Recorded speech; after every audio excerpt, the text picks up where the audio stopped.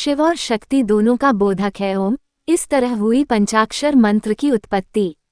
भगवान शिव का प्रिय मास सावन चल रहा है और इस मास में विधि विधान के साथ पूजा अर्चना करने से भगवान शिव सभी भक्तों की मनोकामनाएं पूरा करते हैं। इस माह शिव का पंचाक्षर मंत्र का जप करने से सभी कष्ट दूर होते हैं। आइए जानते हैं किस तरह पंचाक्षर मंत्र की उत्पत्ति हुई। सावन मास का महत्व। सावन मास चल रहा है। इसे विशेष रूप से भगवान शिव की आराधना के रूप में मनाया जाता है। जो नित्य, आनंदमय, शांत, निर्विकल्प, निरामय, अनादि, अनंत शिव तत्व को जानते हैं, वे परमपद को प्राप्त होते हैं। भगवान शिव के दो रूप हैं, निष्कल लिंग रूप और सकल मूर्ति रूप। पहले ब्रह्मरूपता का बोध कराने के लिए निष्कल लिंग निराकार रूप प्रकट हुआ और फिर अज्ञात ईश्वरत्व का साक्षात्कार कराने के निमित्त सकल रूप प्रकट हुआ। इसलिए भक्तगण लिंग निराकार और मूर्ति साकार दोनों ही रूपों में भगवान शिव की पूजा करते हैं। भगवान शिव के 5 कृत्य। शिव पुराण में आता है कि ब्रह्मा और विष्णु के पूछने पर भगवान शिव कहते हैं, सृष्टि, पालन, संहार, तिरोभाव और अनुग्रह, ये 5 ही मेरे जगत संबंधी कार्य हैं जो नित्य सिद्ध हैं। संसार की रचना का जो आरंभ है उसी को सर्ग या सृष्टि कहते हैं। मुझसे पालित होकर सृष्टि का सुस्थिर रूप से रहना ही उसकी स्थिति है। उसका विनाश ही संहार है। प्राणों के उत्क्रमण, शरीर से प्राणों का निकलना को तिरोभाव कहते हैं। इन सब से छुटकारा मिल जाना ही अनुग्रह है। इस प्रकार मेरे 5 कृत्य हैं।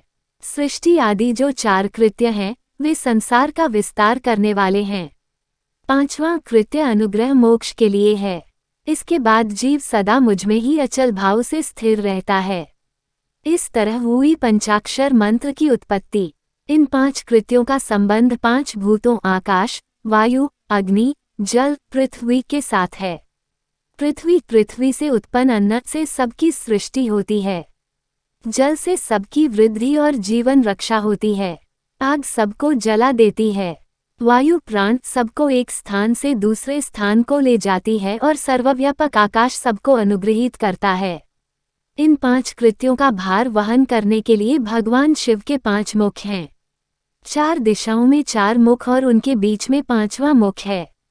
शिव के उत्तरवर्ती मुख से अकार का, पश्चिम मुख से उकार का, दक्षिण मुख से मकार का, पूर्ववर्ती मुख से बिंदु का और मध्यवर्ती मुख से नाद का प्राकट्य हुआ। इस प्रकार 5 अवयवों से युक्त ओंकार का विस्तार हुआ है। इन सभी अवयवों से एकीभूत होकर वह प्रणव ओम नामक एक अक्षर हो गया। यह मंत्र शिव और शक्ति दोनों का बोधक है। इसी से पंचाक्षर मंत्र की उत्पत्ति हुई है। प्रणव के 2 भेद। प्रणव के 2 भेद बताए गए हैं, स्थूल और सूक्ष्म। एक अक्षर रूप जो ओम है उसे सूक्ष्म प्रणव जानना चाहिए और नमः शिवाय इस 5 अक्षर वाले मंत्र को स्थूल प्रणव समझना चाहिए। जिसमें 5 अक्षर व्यक्त नहीं है वह सूक्ष्म है और जिसमें 5 अक्षर स्पष्ट रूप से व्यक्त हैं वह स्थूल है। प्रणव में प्र नाम है प्रकृति से उत्पन्न संसार रूपी महासागर का और नव इससे पार कराने वाली नाव है।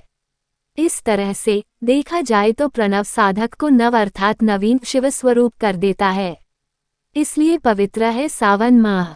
सूक्ति सुधाकर में श्री शिव सूक्ति श्लोक में आता है कि हे शंकर, जो तुम्हें रव देता है यानी तुम्हारी स्तुति करता है उसे तुम वर देते हो। जो मद प्रकट करता है उसकी खबर तुम दम दंड से लेते हो। इस प्रकार अक्षरद्वय को उलटफेर करने का खेल तुमको बहुत पसंद है। तो फिर मेरे नमः कहने पर अपना मन क्यों नहीं फेरते। सावन महीना इस रूप में पवित्र है कि इसमें शिव के प्रति नमः का भाव धारण करने की सहज प्रवृत्ति बनती है।